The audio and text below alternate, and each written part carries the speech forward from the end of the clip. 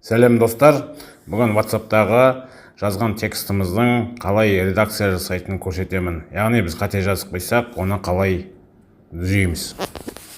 WhatsApp-ты ашамыз. Қандай да бір контактіге жазамыз. Мысалы, міне привет. Енді қараңыз, мен қате жазып қойдым да, привет деп жазып қойдым. Қалай түзейміз? Выделять етеміз. 3 нүктені басамыз, изменить.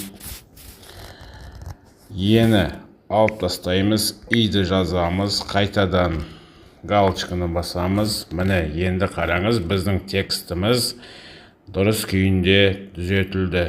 Міне осындай функция бар. Бұл функцияны білесіздер, білмейтіндеріңіз де бар. Ендеше тыңдағандарыңызға рахмет.